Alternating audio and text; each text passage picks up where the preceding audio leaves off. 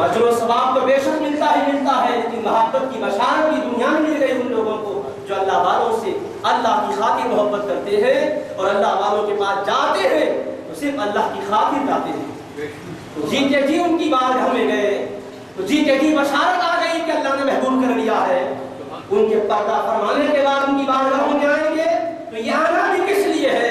लोग कहते हैं कि लोग कब्रों के चाहने वाले हैं, हमें कब्रों से ही अगर मोहब्बत होती, गुंबदों ही से मोहब्बत होती तो बादशाहों ने बड़ी बड़ी आली गुंबदें बनाई है, मखलूक खुदा कशा कशा वहां क्यों नहीं जाती?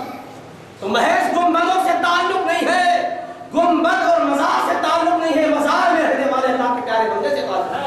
अल्लाह का वली मज़ार में है तो भी मोहब्बत है, जमीन पर है तो भी मोहब्बत है, मज़ार में हो तो भी मोहब्बत है, पहाड़ में हो तो भी मोहब्बत है, मैदान में हो भी तो मोहब्बत है, जंगलों बियाबान में हो तो भी मोहब्बत है, आबादी में हो तो भी मोहब्बत है, दीगर किसी मकाम पर हो तो भी मोहब्बत है। और ये मोहब्बत किसी और तरफ से नहीं है, बस इसी वजह से है कि वह अल्लाह का प्यारा बंदा है, अल्लाह का महबूब है। इस पर अल्लाह की तरफ से ऐलान हो रहा, कमजोर या ज़ईफ़ हदीस नहीं है, सही मुस्लिम शरीफ की सही और मुतबर मुस्तमद रिवायत है। यन्नल्लाह अहब्बक कमा अहबब्तहु फीह, मिलने के लिए गए, ऐसा भी तो नहीं हुआ कि मिल चुके थे, आ रहे थे, उनको ये बशारत मिल गई हो, कहीं जाकर वापिस आते वक्त तो फरिश्ता मिल सकता था, मगर नहीं, अभी तो जा रहे थे, पहुंचे नहीं। उस जगह जाकर मिलकर आते वक्त खुशखबरी नहीं मिली कि भाई जाके आ रहे हो, अल्लाह वाले से मिल के आ रहे, जाओ तुम्हारा मिलना कबूल, तुम भी अल्लाह के प्यारे हो गए। ये बशारत अमल के बाद हो सकती थी। भाई कोई भी इनाम कब मिलेगा? काम पूरा करोगे तो ही मिलेगा, अमल मुकम्मल होगा तो जजा मिलेगी। अमल किया ही नहीं है, जजा का हम अगर तसव्वुर करके बैठ जाए, मजदूरी नहीं की, हम कहें हमें उजरत मिल जाए, मेहनत नहीं की है मजदूरी मिल जाए, तो कहेंगे भाई अपना मुकर्ररा काम पूरा करो तब आपको नौकरी मिलेगी। दस्तूर यही है कि काम के बाद उस पर अज्र मिलता है, उजरत मिलती है। अल्लाह तबारक व तआला ने भी कायदा कुरान में बना दिया, मन जाअ बिल हसनति फलहु अश्रु अमसालिहा, जो नेकी करेगा उसको 10 दर्जे जवाब मिलेगा। कब करेगा तो मिलेगा ना, मन जाअ बिल हसना, जो नेकी लाएगा तो सवाब पाएगा, नेकी ना किया हो सवाब का हकदार बन जाए, अमल ना किया हो जजा मिल जाए। अरे अमल के बाद जजा है, कानून तो ये है वअलैसा लिल्इंसानि इल्ला मा सआ वअन्न सअयहु सौफ युरा सुम्मा युज्ज़ाहुल जज़ाअल औफा। इंसान के लिए वही है जो कुछ वो मेहनत किया है, उसकी मेहनत का फल वो आंखों से देख लेगा, उसको भरपूर अज्र अदा कर दिया जाएगा। कुरान कहता है अमल है तो जजा है, अमल के बाद जजा है। फस्तजाबा लहुम रब्बुहुम अन्नी ला उदीउ अमला आमिलिन मिनकुम मिन ज़करिन औ उन्सा बअदुकुम मिन बअद। तुम्हारे रब ने कबूलियत से नवाज दिया है, बशारत दे दी है कि मैं किसी अमल करने वाले के अमल को जाया नहीं करता, चाहे मर्द अमल कर रहा हो या औरत अमल कर रही हो, अमल का फल देता हूँ, सवाब देता हूँ, इनाम से मालामाल करता हूँ, यह कायदा है। मगर कब आमिल हो, अमल करे तब, अमल के बाद है। मगर यहाँ कानून कुछ और ही है, वो कानून ये है अमल करो तो चाहे कबूल करे चाहे रद्द कर दे, अमल करके भी कोई दावा नहीं कर सकता कि कबूल ही कबूल है। कानून दे दिया इन्नमा यतक़ब्बलुल्लाहु मिनल मुत्तक़ीन, याद रख लो, इन्नमा यतक़ब्बलुल्लाहु मिनल आमिलीन नहीं है, काम करने वालों को कबूल करता है नहीं कहा, जिनके दिल में तकवा है, खौफ इलाही है, इखलास है, हुस्न नियत है, परवरदिगार आलम की रिज़ा के तालिब है, उन्हीं की इबादत कबूल करता है, उन्हीं के अमाल को कबूल करता है। तो कबूलियत के लिए तकवा की शर्त रखी है, तकवा होगा फिर अमल होगा तो कबूलियत होगी, और अमल के बाद कोई दावा नहीं कर सकता कि कबूल भी हो गया है। ये तो अमल करने के बाद दावा नहीं कर सकते कि हमारा अमल कबूल हो गया। मगर इसी धरती पर अल्लाह ने ये मिसाल भी सुना दी, महबूबे दो जहां की जुबानी, मेरे हबीब कह दीजिए, एक बंदे ने एक बंदे से मिलने के इरादे से सफर किया, और सफर किया, निकला तो घर से बराबर, मगर जहां बैठा भी नहीं, गुफ्तो शुनीद नहीं हुई, सोहबत व मजलिस नहीं हुई, कोई हम कलामी का शरफ नहीं मिला, बारियाबी नहीं हुई, सिर्फ इरादा करके निकला, बस्ती में दाखिल भी नहीं हुआ, फरिश्ता आकर क्या खुशखबरी दे रहा है भी अन्नल्लाह अहब्बका कमा अहबब्तहु फीही, कि तूने उससे अल्लाह की खातिर मोहब्बत की इसीलिए तूने कदम बढ़ाया है, तो तेरा काम अभी तो हुआ भी नहीं है, खुशखबरी सुन ले के रब ने तुझे महबूब कर लिया है, पसंदीदा बना दिया है। तो सोचिए तो सही, अल्लाह पाक जजा का कानून रखता है, तो अमल कंप्लीट होने के बाद जजा की बात है, कबूलियत होगी तो जजा मिलेगी, कबूल नहीं किया तो जजा नहीं मिलती। कानून यह है आमिलतुन नासिबा, अमल करने वाले, खुद को थका देने वाले, तस्ला नारन हामिया, दहकती हुई आग में जाने वाले। कुरान ये नहीं कहा कि जो अमल करेगा उसको कबूलियत मिल जाएगी, وَقَدِمْنَا إِلَى مَا عَمِلُوا مِنْ عَمَلٍ فَجَعَلْنَاهُ هَبَاءً مَنْثُورًا۔ سورہ فرقان نے فرمایا 19ویں پارے کے پہلے رکوع میں، بہت سے عمل کرنے والوں کی عمل کی طرف ہم نے قصد کیا اور ان کے عمل کو ایسے کر دیا کہ ہباء منثورا، بکھرے ہوئے ریت کے ذرے کے مانند ہم نے کر دیا، ریت کے بکھرے ہوئے ذروں کی طرح کر دیا، بکھر گئے، کچھ نہیں ملا۔ عمل ہونے کے بعد قبولیت کنفرم نہیں ہے، عمل کے بعد کی بات ہے کہ قبول کرے گا تو ثواب ملے گا، جزا ملے گی، انعام ملے گا، رد کر دیا تو پھر اس پر کوئی صلہ ملنے والا نہیں ہے۔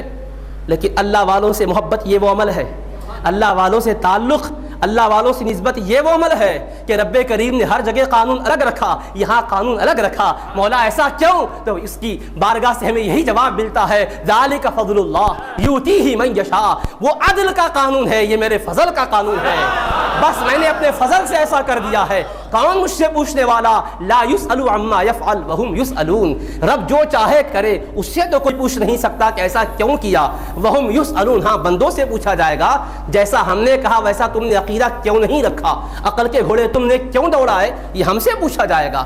رب سے کوئی پوچھ نہیں سکتا مولا ایسا کیوں کیا، اس کا کرم ہے، جس کو جیسا چاہا نواز دیا، جس طرح چاہا مالا مال کر دیا۔ تو رب بتا رہا ہے کہ میری محبت اور میرے پیاروں سے محبت، میری محبت کی وجہ سے یہ بڑی نعمت و دولت ہے۔ اس سلسلے میں آدمی کا جانا بھی مبارک ہے، ان کی بارگاہ میں جانا بھی مبارک ہے، مبارک ہی نہیں ہے، محبوبیت کی بشارت اس کو جیتے جی مل جاتی ہے۔ یہ انعام و اکرام اللہ کے حبیب علیہ الصلوۃ والسلام ارشاد فرماتے ہیں، لو ان عبدین تحابا فی اللہ عز وجل، یہ حدیث مبارک زجاجۃ المصابیح شریف کے جلد چہارم میں محدث دکن رحمۃ اللہ تعالی علیہ نے درج فرمائی۔ آج ان کے عرس مبارک کی بابرکت مجلس میں ہم حاضر ہیں، اسی بابرکت ذات گرامی کے عظیم ترین خلیفہ، جن کی بارگاہ کے فیض یافتہ محدث دکن ہیں، جنہوں نے علم حدیث کا وہ عظیم ترین ذخیرہ امت کو عطا کیا ہے کہ آج حنفی فقہ کے بارے میں، مسائل فقہیہ اور شرعیہ کے بارے میں لوگ چیما گوئیاں کرتے ہیں کہ مسائل ہے مگر حدیث سے دلائل نہیں ہے۔ حضرت محدث دکن رحمۃ اللہ علیہ نے ہر فقہ حنفی کے مسئلے میں ایک دو نہیں درجنوں احادیث کریمہ جمع فرما دی، ایک سے زائد روایتیں کوٹ کی ہے اور بتایا ہے کہ وضو کا مسئلہ ہو یا طہارت کا مسئلہ ہو، نماز کا ہو کہ روزے کا، زکوٰۃ کا ہو کہ حج کا، عقائد کا ہو کہ فضائل کا، جتنے اہل سنت اور حنفی فقہ کے معمولات و مسائل ہیں، احکام ہیں، ان سب کے دلائل احادیث شریفہ سے موجود ہیں، آپ نے جمع فرما دیے۔ اسی کتاب کے اندر یہ حدیث مبارک بھی درج کی، مشکات المصابیح شریف میں حدیث مبارک ہے۔ اللہ کے پیارے حبیب علیہ السلام فرماتے ہیں، لو ان عبدین تحابا فی اللہ عز وجل، دو بندے اللہ عز وجل کی خاطر آپس میں محبت کیے، محبت کا سبب اللہ کی ذات اور کوئی غرض نہیں، دنیاوی لالچ نہیں، حرص و طمع نہیں، دنیا میں کوئی فائدہ اٹھانا یہ نہیں ہے، اللہ والے ہیں، اللہ کی خاطر محبت ہے، بس اتنی بات ہے۔ اور محبت کی اللہ کی واحد فی المشرق وآخر فی المغرب، ایک مشرق میں ہے اور دوسرے مغرب میں ہے، دونوں میں اتنی دوری ہے کہ ملاقات کا موقع نہیں ملا، فاصلہ ہے مسافت کے لحاظ سے، اور زمانہ بھی اتنا کہ وہ بہت پہلے کے تھے، یہ بعد میں آیا، مگر پتہ چلا کہ وہ اللہ کے ولی ہے، اللہ والے ہیں، محبت ہو گئی۔ اللہ والوں سے محبت تو اتنی ہوتی، بخاری شاہ رحمۃ اللہ تعالی علیہ کا وصال ہو کر 103 سال کا عرصہ گزر گیا، کس نے ہم میں دیکھا ہے؟ پھر آپ فرمائیے یہ محبت کیا ہے؟ اللہ کے اس محبوب بندے سے محبت ہے تو ہی تو آئے ہیں، یہ دل ان کی طرف مائل ہوا تو کیوں ہوا؟ دولت والے ہیں اس حوالے سے نہیں، تخت و تاج کے مالک ہیں اس حوالے سے نہیں، لشکر و سپاہ رکھتے اس حوالے سے نہیں، بلکہ اپنے پاک پروردگار کے احکام پر عمل کر کے، پیارے آقا علیہ السلام سے عشق و محبت کا رشتہ مضبوط کر کے اوروں کو یہی درس دیتے رہے، دنیا میں آئے، اللہ کے پیارے حبیب پاک کی تعلیمات کو پہنچائے، مردہ دلوں کو زندہ کیا، توجہ ڈالی، دل کے اندر انقلاب پیدا فرما دیا، اللہ اللہ کی صدائیں بلند ہو گئی۔ یہ مقام جہاں آپ 30-40 برس تک تشریف فرما رہے، یہ حجرہ مبارکہ آج بھی شہادت دے رہا ہے، مسجد کے در و دیوار گواہی دے رہے ہیں کہ یہاں آپ کی مقدس سانسوں نے اللہ اللہ اللہ اللہ کا ذکر ہی نہیں کیا ہے، بلکہ وہ سانسیں جو خدا کے ذکر سے غافل تھی، توجہ اور تربیت ایسی فرمائی کہ زیادہ خدا میں شاغل اور ذاکر بن گئی۔ یہ فیضان، یہ محبت، یہ عقیدت اللہ والوں سے ہے تو کیا ملتا ہے؟ رب کریم کے حبیب علیہ السلام فرماتے ہیں کہ دونوں نے ایک دوسرے سے محبت صرف اللہ کی خاطر ہے دونوں میں، تو کیا ہوگا؟ دنیا میں تو ملاقات نہیں کر سکے، مگر محبت اللہ والے سے اللہ کی خاطر کیے تو مایوسی نہیں ہوگی۔ لجمع اللہ بینہما یوم القیامہ، بروز محشر اللہ دونوں کو اکٹھا کر دے گا۔ ایک ساتھ دونوں کو اٹھائے گا. محبت کرنے والا ایک اللہ کے ولی سے اللہ کے نیک بندے کو جب دیکھے گا وہ بلندیوں پر ہے. ان کا مقام کیا ہے؟ صحیح حدیث پاک ہے سنن ابو داؤد شریف میں اللہ کے رسول علیہ الصلوۃ والسلام نے فرمایا ان من عباد اللہ لاناسا ما هم بانبیاء ولا شہداء یغبطهم الانبیاء والشہداء بمکانهم من اللہ، کہ بے شک اللہ کے بندوں میں کچھ ایسے بندے بھی ہیں کہ جو انبیاء نہیں ہیں، شہید بھی نہیں ہیں، مگر قیامت میں ان کا رتبہ اتنا بلند ہے انبیاء اور شہداء ان کی تعریف کریں گے، ان کی خوبی بیان کریں گے.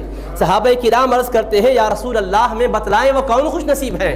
اللہ کے پیارے حبیب علیہ السلام نے فرمایا ہم قوم تحابوا بروح اللہ علی غیر ارحام بینہم ولا اموال یتعاطونها فواللہ ان وجوہہم لنور وانہم لعلی نور لا یخافون اذا خاف الناس ولا يحزنون اذا حزن الناس. ثم قرأ هذه الآية الا ان اولیاء اللہ لا خوف علیہم ولا هم يحزنون. فرمایا کہ وہ ایسے مقدس ہستیاں ہیں جو اللہ کی خاطر باہم محبت کیے، محبتوں کا فروغ دیا انہوں نے تو اللہ کی خاطر دیا، امن و سلامتی کا وہ پیغام پہنچاتے رہے، خلق خدا کو توڑا نہیں جوڑا، ان کے دلوں کو اللہ کی محبت کا مدینہ اور مرکز بنا دیا.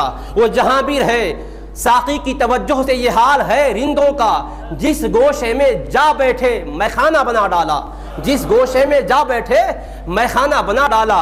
نہ پوچھ ان خرقہ پوشوں کو ارادت ہو تو دیکھ ان کو یدے بیضا لیے بیٹھے ہیں اپنی آستینوں میں، یدے بیضا لیے بیٹھے ہیں اپنی آستینوں میں. تمنا درد دل کی ہے تو کر خدمت فقیروں کی، نہیں ملتا یہ گوہر بادشاہوں کے خزینوں میں، نہیں ملتا یہ گوہر بادشاہوں کے خزینے میں. جلا سکتی ہے شمع کشتہ کو موج نفس ان کی، جو شمع بجھ گئی ہے اس کو ان کے ذکر کی سانس روشن کر سکتی ہے. جلا سکتی ہے شمع کشتہ کو موج نفس ان کی. الہی کیا چھپا ہوتا ہے اہل دل کے سینوں میں، الہی کیا چھپا ہوتا ہے اہل دل کے سینوں میں. تو یہ سینے خداوند قدوس کے ذکر سے معمور ہی نہیں رہے بلکہ ان سینوں کو جو ذکر سے ناشنا تھے معمور کر دیا اور ان کو اللہ تبارک و تعالیٰ سے واصل کر دیا. تو کیا ہوتا ہے؟ اللہ کے پیارے حبیب ارشاد فرماتے ہیں صلی اللہ علیہ وسلم یہ محبت ہی کا کام کرتے رہے، آپس میں تعلق اللہ کی خاطر تھا. ولا من غیر ارحام بینہم، رشتہ داریوں کی بنیاد پر وہ ملتے نہیں تھے، رشتہ داریوں کی بنیاد پر تو سلوک کرنا ہی تھا، وہ تو کرتے تھے، مگر یہ آپس میں جو مل بیٹھتے تھے اللہ کی محبت کے لیے، باہم کوئی رشتہ داری نہیں تھی، خونی تعلق نہیں تھا، قرابت قریبہ نہیں تھی، ایک وجہ تھی کہ بس اللہ کی ذات کی رضا ہے، اس کے لیے محبت کرتے تھے. ولا اموال یتعاطونها، تجارت مالی معاملات نہیں تھے، لین دین نہیں تھے، اموال کی بنیاد پر نہیں، رشتہ داریوں کی بنیاد پر نہیں، صرف اللہ کی خاطر محبت کرنے کے لیے جمع ہوتے تھے، تعلق رکھتے تھے. اس وجہ سے اللہ پاک کا کرم یہ ہوگا فواللہ ان وجوہہم لنور، اللہ کی قسم ان کے چہرے نورانی ہوں گے، چہرے نور کے ہوں گے فرما رہے ہیں آقا. وَإِنَّهُمْ لَعَلَىٰ نُورٍ، اور وہ نور کے منبروں پر تشریف فرما ہوں گے. قیامت کا میدان یہ یقیناً بڑا ہولناکی والا میدان ہے، نفسا نفسی کا دورہ ہوگا، لیکن سب کے لیے نہیں ہے. اللہ تبارک و تعالیٰ قرآن کریم میں ارشاد فرماتا ہے ان الذین سبقت لہم منا الحسنی اولئک عنہا مبعدون، بے شک ہمارے وہ پاکیزہ بندے جن کے بارے میں ہمارا وعدہ ان کو مل چکا ہے، ہم نے جن کے حق میں وعدہ کریم کر لیا ہے وہ اس سے بچائے جائیں گے. ان کا حال تو یہ ہوگا تتلقاہم الملائکہ، ان کو سلامی دینے کے لیے استقبال میں فرشتے آ جائیں گے، ان کے لیے پریشانی نہیں ہوگی. فرشتے تو ان کو کہیں گے لا اللہ تخافوا ولا تحزنوا، اے اللہ والو نہ ڈرو نہ غم کرو، آج تو آپ لوگوں کا ہی دن ہے، آج تو آپ لوگوں کے لیے اللہ کی نوازشات کے دروازے کھلے ہوئے ہیں. لا يحزنهم الفزع الاکبر، سب سے بڑی قیامت کی گھبراہٹ انہیں رنجیدہ نہیں بنا سکے گی، سب سے بڑے خوف کے دن انہیں خوف نہیں رہے گا. وَتَتَلَقَّاهُمُ الْمَلَائِكَةُ، فرشتے آئیں گے کہیں گے ہَذَا يَوْمُكُمُ الَّذِي كُنتُمْ تُوعَدُونَ، ارے یہ تو وہی دن ہے جس کا تم لوگوں سے وعدہ کیا جاتا تھا. اے اللہ والو اسی دن کی تو خاطر آپ لوگوں کو وعدہ دیا گیا تھا کہ یہ دن آنے والا ہے، رب کا کرم تم پر ہوگا. اور کیسا کرم ہوگا سبحان اللہ. آقا فرماتے ہیں وَإِنَّهُمْ لَعَلَىٰ نُورٍ، نور کے اوپر ہوں گے، چہرے نورانی ہوں گے. لا يَخَافُونَ اِذَا خَافَ النَّاسُ ہر طرف خوف کا عالم ہوگا، ادھر خوف نہیں ہوگا، ہر کوئی ڈر رہا ہوگا، ادھر بالکل بے خوفی ہوگی، امن کا حال ہوگا، چہرے پر مسکراہٹ ہوگی، ان کے چہروں پر طمانینت کے آثار ہوں گے، نہایت ہی مسرور و شادماں رہیں گے، فرحاں رہیں گے۔ اور آقا فرماتے ہیں وَلَا يَحْزَنُونَ إِذَا حَزِنَ النَّاسُ، ہر ایک کو غم ہوگا کہ ہم نے دنیا میں یہ نہیں کیا، یہ کیا، غم ہوگا، انہیں فکر ہوگی، رنج ہوگا دنیا کے چھوٹ جانے کا، انہیں کوئی غم نہیں ہوگا، انہیں کوئی رنج نہیں ہوگا۔ پیارے آقا نے آیت شریفہ تلاوت کی، وہ کون ہیں؟ الا ان اولیاء اللہ لا خوف علیہم ولا هم يحزنون، وہ اللہ کے اولیاء ہیں، اللہ کے دوست ہیں، ان پر نہ کوئی خوف ہے اور نہ وہ غم زدہ ہونے والے ہیں۔ تو اللہ والوں پر یہ نوازشات ہوگی، اور اللہ والے سے جس نے محبت کی اللہ کی خاطر، مشرق میں وہ ہے، مغرب میں یہ رہا، نہ دونوں میں ملاقات ہوئی، نہ ایک جائی ہوئی، دیکھنا نصیب ہوا نہ سننا نصیب ہوا۔ آج تو سیڑھیوں کا دور ہے، بیانات محفوظ ہیں، وہ بزرگان جن کے بیانات بھی محفوظ نہیں ہے کہ ہم ان کی آواز تو سن سکیں، نہ آواز سنا نہ ان کو دیکھا۔ اور یہ اولیاء کرام میں بعض تو وہ رہے جنہوں نے ظاہری کتابیں بھی نہیں لکھی کہ کم از کم ان کی تحریر کو پڑھ لے کر دل کو سکون حاصل کر لے۔ کتابیں دو طرح سے لکھی جاتی ہے، ایک تو وہ صفحات پر لکھی جاتی ہے، ایک وہ ہے جو شخصیات کی تعمیر کی شکل میں لکھ دی جاتی ہے، ایک وہ ہے کہ جو الفاظ کو حروف کی شکل میں کتابوں پر منتقل کرتے ہیں، یہ علامہ بالقلم ہے۔ یہی ایک طریقہ نہیں ہے، قرآن نے جہاں علامہ بالقلم کہا وہی علم الانسان ما لم یعلم بھی فرمایا۔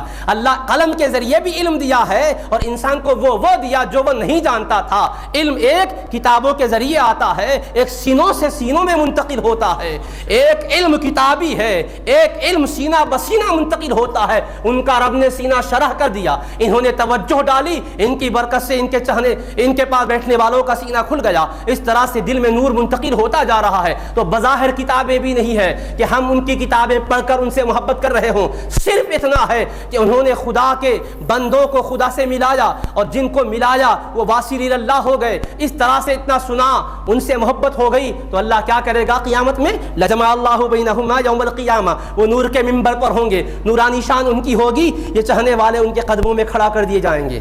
اب ان کو اپنی حالت پر شرمندگی ہو رہی ہوگی کہ ہم کہاں اور ان کی بارگاہ کہاں۔ آج اتنا بڑا مقام، اتنا بڑا درجہ ہمیں کیوں مل گیا؟ اللہ والے جس آرام سے قیامت پہ کھڑا کیے گئے، ہمیں ان کے قدموں میں ٹھہرا کیا گیا، اکٹھا ہو گئے، ہم ان کے پاس چلے گئے، یہ کیوں نعمت مل گئی؟ یہ سوچ رہے ہوں گے۔ اللہ تعالیٰ انہیں سوچتا ہوا نہیں رکھے گا، فرشتے جواب نہیں دیں گے، اللہ خود فرمائے گا، یقول اللہ، رب خود فرمائے گا، ھذا الذی کنت تحبہ فیہ، جس کے قدموں میں تو کھڑا کیا گیا اور تو سوچ رہا ہے کہ مجھے یہ رتبہ کیوں ملا، تو سن لے، تیری تہجد سے یہ رتبہ نہیں ملا، ذکر و تسبیح سے یہ رتبہ نہیں ملا، دعوت دین کا کام کیا اس لیے نہیں ملا، یہ ساری نیکیاں اپنی جگہ ہے، مگر آج اللہ والے کے سامنے تجھے کھڑا کیا گیا تو ان اعمال کی بنیاد پر نہیں، کنت تحبہ فیہ، اس بندے سے محبت تو کرتا تھا تو میری خاطر کیا کرتا تھا، چاہتا تھا تو میرے لیے چاہا کرتا تھا، میرے بندے کو تو نے میری خاطر چاہا تو میں نے یہ صلہ دیا کہ اس کے سامنے تجھے کھڑا کر دیا، اس کے پاس تجھے میں نے کھڑا کر دیا۔ جب وہاں کھڑا کر دیا جائے گا تو کیا ہوگا؟ قرآن کریم کہتا ہے نورہم یسعی بین ایدیہم و بایمانہم، نور کی شان ہوگی، یسعی بین ایدیہم، ان کے آگے بھی نور ہوگا، نورہم یسعی بین ایدیہم و بایمانہم، سیدھے جانب نور ہوگا، سامنے جانب نور ہوگا، سامنے بھی نور ہے، دائیں جانب بھی نور ہے۔ یہ نور کی کیفیتیں وہ ہوں گے، ان کے چاہنے والے ان کے قدموں میں ہوں گے، تو نور کے پاس رہنے والا ظلمت میں نہیں ہو سکتا، اجالے والوں کے پاس رہنے والے کو اندھیرے کا ڈر نہیں رہتا۔ آفتاب کی شعاعیں جب آتی ہے تو وہ جب اپنی نورانیت کو دیکھتی ہے تو ظلمتیں ختم ہو جاتی ہے، تاریکیاں چھٹ جاتی ہے، ہر چپا روشن نظر آتا ہے، اس کی کرنیں جس طرح اجالا دیتی ہے، اللہ والوں کی نورانی چہروں کا اجالا اس سے بڑھ کر ہوگا۔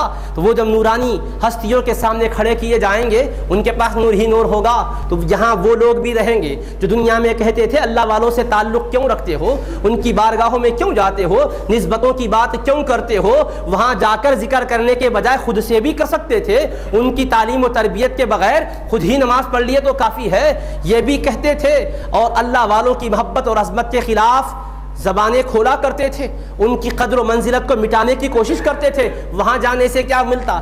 یہ سلسلے سے وابستہ لوگ کہتے بھائی ہم اللہ والوں کے پاس اس لیے آئے کہ ایک نظر کرم ہوگی تو بیڑا پار ہوگا، نگاہ کرم ڈالیں گے، دل کی ظلمتیں کافور ہوں گی۔ اللہ نے قرآن میں فرمایا قد افلح من تزکا وذکر اسم ربہ فصلی، کامیاب وہی بندہ ہے جس نے نفس کو پاک کیا اور رب کا ذکر کیا اور نماز پڑھا۔ تو رب کریم نے نماز پڑھنا، ذکر پڑھنا بعد میں بیان کیا، نفس کو پاک کرنے کا ذکر پہلے کیا۔ تو نفس کی پاکیزگی کے لیے کوئی مربی ہو جس کے پاس بیٹھیں گے تو نفس پاک ہوگا، کوئی شیخ ہو جن سے ہم ارادت کا تعلق رکھیں گے تو یہ نفس کی قدورتیں دور ہوں گی۔ ہم اسی لیے آئے ہیں، اب ہم یہاں سمجھا رہے ہیں، سمجھ میں لوگوں کے نہیں آ رہا ہے، محشر کا میدان اس وقت سمجھا رہا ہوگا، اس وقت وہ دیکھیں گے کہ یہ تو بڑے کرم سے مالا مال ہو رہے ہیں۔ کیونکہ آپ کو یہاں ایک بات عرض کر دوں کہ اللہ کے پیارے حبیب علیہ السلام ایک معرکے سے تشریف لا رہے تھے، ایک بڑا مقابلہ ہوا دشمنوں سے، اس کے بعد تشریف لاتے ہوئے فرمائے رجعنا من الجہاد الاصغر الى الجہاد الاکبر،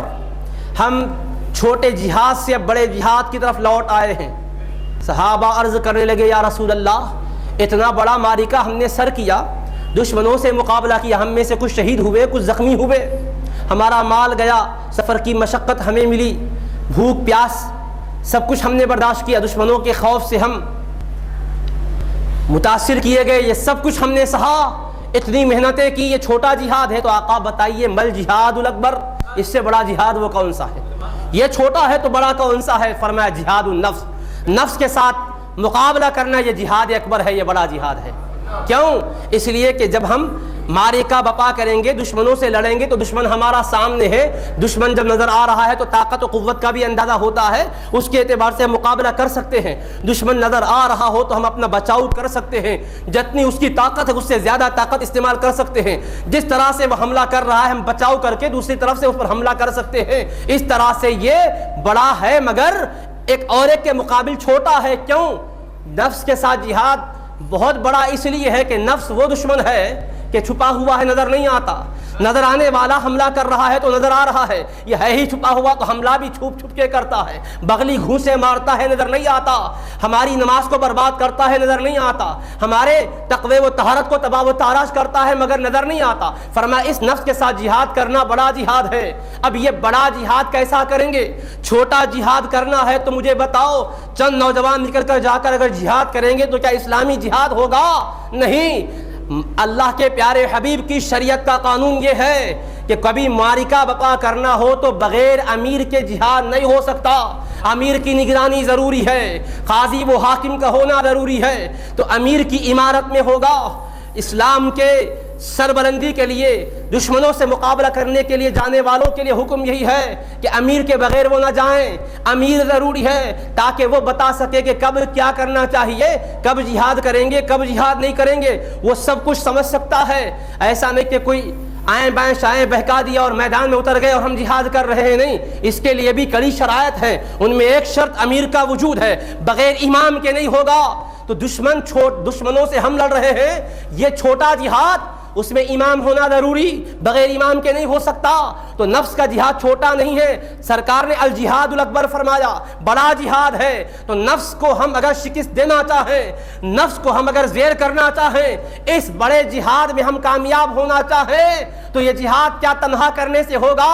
ارے وہ چھوٹا جہاد بغیر امام کے نہیں ہے، نفس تو بڑا جہاد ہے، نفس کے ساتھ کرنا یہ بغیر امام کے کیسے ہو سکتا ہے؟ اس کے لیے بھی امام ضروری ہے، وہاں امام ہوگا تو جہاد اس کی نگرانی میں ہوگا، اور نفس سے جہاد کرنا ہو تو یہاں بھی امام کی ضرورت ہے۔ وہ امام کون ہے؟ اللہ کے اولیاء ہیں، وہ شیوخ طریقت ہے، وہ پیرام کبار ہے، وہ مرشدین گرامی قدر ہے۔ تو یہ وہ ہے کہ ہمارے اس نفس سے جہاد میں ہمارے امیر ہیں، وہ ہمارے امام ہیں، ان کی توجہ سے، ان کے بتلائے ہوئے طریقے سے تلقین ذکر وہ کرتے ہیں، اس کے مطابق ہم چلتے ہیں تو جناب اس نفس کو ہم زیر کر سکتے ہیں، ورنہ پٹکی دینے والا کسی طریقے سے بھی ہمیں پٹکی دے دیتا ہے۔ ایک مرتبہ کا واقعہ ہے، ایک جناب نماز پڑھ رہے تھے، دروازے کے باہر ایک شخص کھڑا ہوا نظر آیا، وہ نماز پڑھ کے باہر نکلے، جناب کیوں ٹھہرے ہوئے ہو؟ تو فرمایا، کہنے لگا فلاں کو بھٹکانے کے لیے کھڑا ہوا ہوں۔ تو کہا بھٹکانے کے لیے یہاں کیوں کھڑے ہوئے ہیں؟ تو کہا کئی بار کوشش کیا مگر میرا داؤ نہیں چل سکا۔ تو یہ کہنے لگے، ارے بھٹکانے والے اس کے پیچھے کیا پڑا، کبھی ادھر بھی تو آ۔ تو کہنے لگا، ارے تمہیں بھٹکانا کوئی زیادہ موقع نہیں ہے، کوئی زیادہ مشکل نہیں ہے، کل بھٹکاتا ہوں مغرب کی نماز کے وقت، ٹائم دے کر بھٹکاتا ہوں، اپنے بچاؤ کا سامان کر لو۔ کل کا ٹائم دیا، مغرب کے بعد آ رہا ہوں، تیاری کر لو بچاؤ کی۔ اب یہ شخص جو اس کے طریقے تھے اس کے حساب سے تیار بیٹھا، اللہ کا ذکر کرتے کہاں؟ دریا کے کنارے اللہ اللہ، آبادی میں رکھو، آبادی میں رہوں گا، کوئی نظر آ جائیں گے، عورتیں نظر آ جائیں گی، بہک جاؤں گا، لہٰذا کہاں بیٹھنا چاہیے؟ بالکل جنگل میں، بالکل ساحل سمندر کے بعد بیٹھ گیا، اللہ اللہ کرتا ہوا، نماز کا وقت آیا، نماز پڑھ لیا، بیٹھ گیا۔ اچانک دیکھا کہ ایک خاتون آئی اور رو رہی ہے، زاروں قطار رونے لگی، تو ان کو خیال آیا کہ بھائی کیوں رو رہی ہے، پوچھیں، غریبوں کسی مصیبت زدہ کی مدد کرنا تو اسلام میں اہم فریضہ ہے۔ پوچھنے لگے محترمہ بات کیا ہے؟ تو کہنے لگی کیا کہوں، میں غریب خاتون ہوں، دریا کے اس پار میں رہا کرتی ہوں، میرے بچے ادھر ہیں، صبح ادھر آتی ہوں کشتی میں سوار ہو کر اور کچھ محنت مزدوری کرتی ہوں، جو مزدوری ملتی ہے یہاں سے شام جاتی ہوں، بچوں کو کھلاتی پلاتی ہوں، رات وہاں گزارتی ہوں، پھر صبح ہوتی تو ادھر آ جاتی ہوں، تو اب کیوں رو رہی ہو؟ تو کہنے لگے آخری جو کشتی جانے والی تھی وہ جا چکی، اب اس کے بعد کوئی کشتی جانے والی نہیں ہے، رات ادھر گزارنا ہے، بچے ادھر مریں گے تڑپتے ہوئے، انتظار کریں گے، بھوکے مر جائیں گے، میں جاؤں گی پکاؤں گی تو وہ بیچاروں کا پیٹ بھرے گا، میں ادھر رہ جاؤں گی تو ان کا حال کیا ہوگا، اس لیے میں اپنے بچوں کی خاطر رو رہی ہوں، مجھے اپنی فکر نہیں اپنے بچوں کی فکر ہے۔ تو ان کو رحم آ گیا، کہنے لگے ایسا اگر ہے تو فکر مت کرو، میں تمہارے لیے تعاون کرتا ہوں۔ وہ کیسا؟ مجھے تیرنا آتا ہے، تم میری پیٹھ پر بیٹھ جاؤ، میں تمہیں ادھر سے ادھر پہنچا دوں گا۔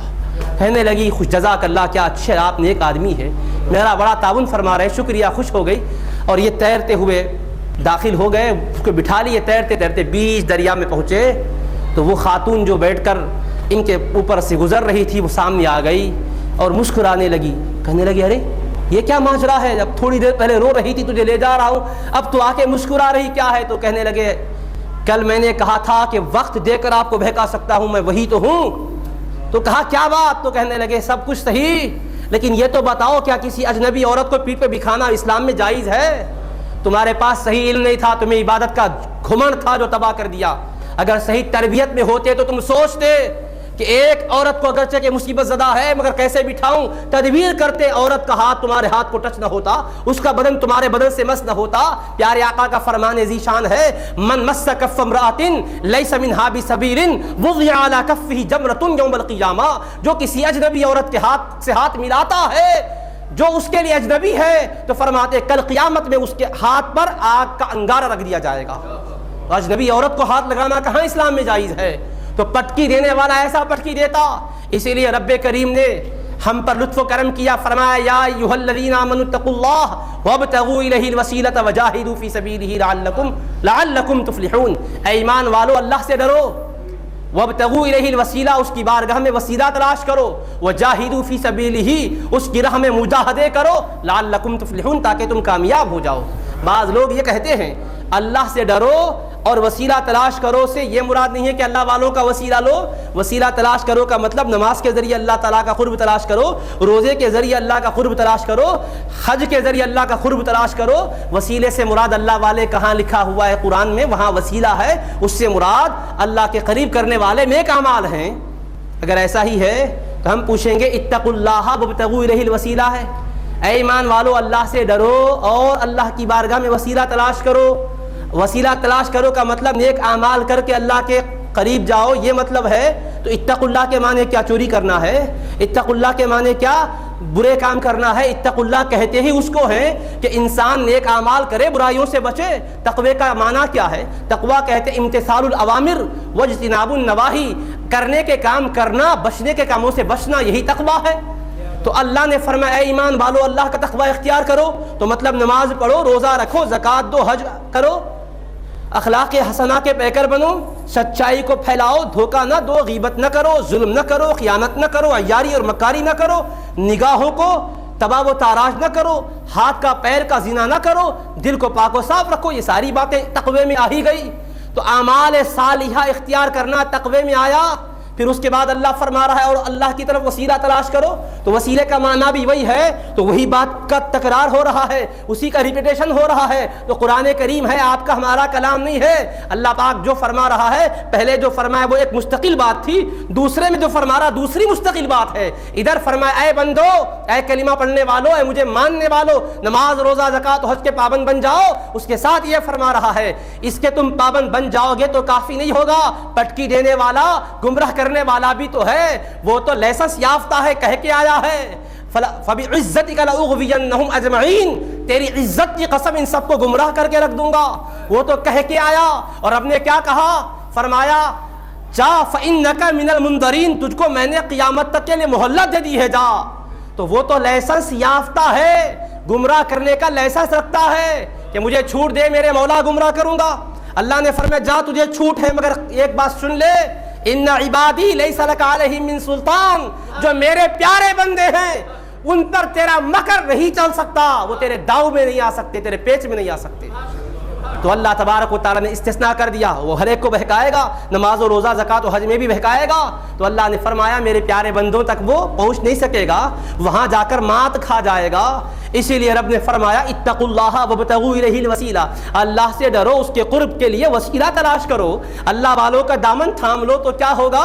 اللہ والے تمہاری ایسی روحانی تربیت کرتے ہیں کہ وہ شیطان کے ہتھ کنڈوں سے بچنے کے طریقے اور تدبیر بتلاتے ہیں اور اپنی خاص نگاہ کرم میں رکھتے ہیں۔ تو ان کی نگاہ کرم سے ہمارے دلوں کے اندر پاکیزگی پیدا ہوتی ہے۔ اگر یہ بات نہ ہوتی، صرف کتابی علم کافی ہو جاتا، تو محدث دکن رحمۃ اللہ علیہ کو کیا ضرورت تھی 14 سال سعید آباد میں آتے، اس بخاری گلشن میں زانو ادب طے کرتے؟ وہ کوئی عام آدمی نہیں تھے، اللہ کے ایک عظیم ترین عالم و عارف، اللہ نے علوم اسلامیہ کا تاجدار بنایا، لغت کے ماہر، زبان کے ماہر، قرآن کی تفسیر پر اتنا کمانڈ تھا کہ جب وہ فارغ ہوئے، والد بزرگوار حضرت سیدنا حافظ مظفر شاہ حسین شاہ صاحب رحمۃ اللہ علیہ نے آپ کو علماء کرام کے سامنے پیش کیا، فرمایا کہ لڑکا فاضل ہو چکا ہے۔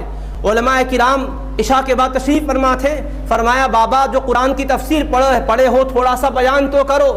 تو آپ نے عشاء کے بعد والفجر کی تفسیر شروع کی، بسم اللہ الرحمن الرحیم پڑھ کر والفجر کی تفسیر شروع کی۔ تہجد کا وقت آ گیا، والفجر کی تفسیر کا درس چلتا رہا۔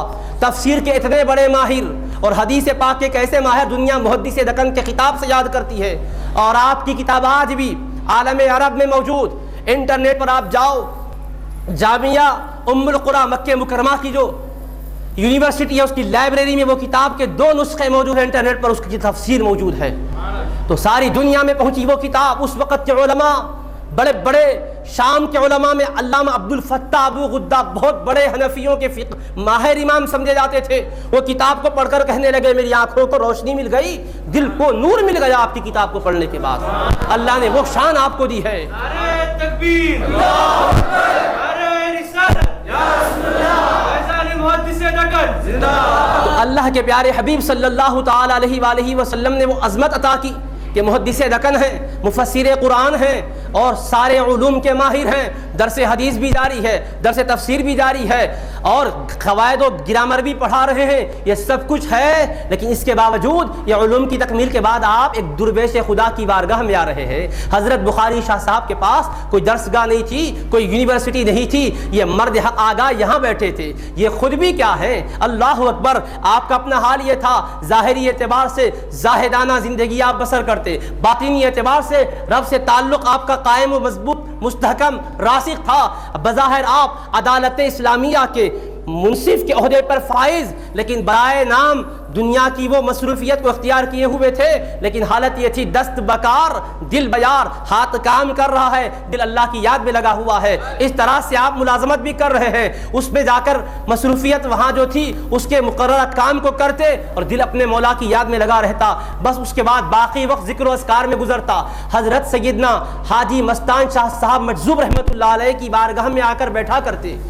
حضرت سیدنا نقشبند دکن شاہ سعد اللہ رحمۃ اللہ تعالی علیہ سے آپ نے بیعت کی، ان سے نقشبندی طریق میں سلوک طے کیا، خلافت و اجازت حاصل کی۔ خاندانی اعتبار سے آپ خانواد قادریہ کے چشم و چراغ ہیں، اور نقشبندی طریق کی آپ نے تکمیل شاہد نقشبند دکن حضرت سعد اللہ شاہ صاحب رحمۃ اللہ علیہ کے مقدس ہاتھوں پر کی، ان کی نگرانی میں فرمائی۔ اس کے بعد آتے اس مجذوب کی بارگاہ میں بیٹھتے، اللہ والوں سے کیا ملتا، دل کی دنیا آباد ہوتی۔ حضرت محدث دکن خود لکھتے ہیں کہ حضرت سعد اللہ شاہ صاحب آپ کے وہ پیر تھے، لیکن یہ وہ پیر طریقت تھے، یہ پیر صحبت تھے۔ طریقت میں سلوک ان کے پاس طے کرتے تھے، اور صحبت میں آپ ان کی یہاں بیٹھا کرتے تھے۔ تو پیر صحبت ہیں، اور حالت یہ تھی کہ ان کی بارگاہ میں بیٹھا کرتے۔ پھر اس کے بعد جاتے آتے ایک مرتبہ ایسا وقت آیا کہ مجذوب صاحب کا دنیا سے جانے کا وقت آیا۔ آپ نے فرمایا کہ بخاری شاہ تھوڑا سا پانی پلاؤ۔ اٹھ کر گئے، پانی لا کر دیا، پینے کے بعد فرمایا تھوڑا سا تم بھی پی لو۔ بس وہ پانی پیے، اس پیالے میں کیا تھا خدا جانے۔ انہوں نے پانی پی کر جو بچا ہوا پانی تھا پیالے میں بخاری شاہ رحمۃ اللہ علیہ کو پلا. اس سے پہلے وہ جاہل نہیں تھے، عالم تھے، مفسر تھے، متبحر، شریعت کے عالم تھے، اور عدالت کے عہدے پر منصف کی حیثیت سے فائز کسی غیر کو نہیں کیا جاتا. جو قضائے شرعی کا علم رکھتا ہو، احکام اسلامیہ پر عبور رکھتا ہو، اسی کو تو قاضی بنایا جاتا. یہ عہدہ آپ کو اسلامی مملکت میں ملا تھا. اب یہاں پانی کا پیالہ پی گئے، دل کی دنیا میں عجیب انقلاب آ گیا، عجیب انقلاب آ گیا. بس محویت کا عالم ہے، استغراق کی کیفیت ہے. یہ دل دنیا سے اچاٹ ہو چکا. بس اب کہا انہوں نے بیٹھیے، حضرت بیٹھ گئے. اس کے بعد تھوڑی دیر کے بعد خیال آیا کہ ملازمت کا ٹائم ہے، جاؤں. اٹھنا چاہتے تھے، فرمایا بیٹھ جاؤ، پھر بیٹھ گئے. دوبارہ فرمایا جب جانے کا ارادہ کیا تو بیٹھ جاؤ، پھر بیٹھ گئے.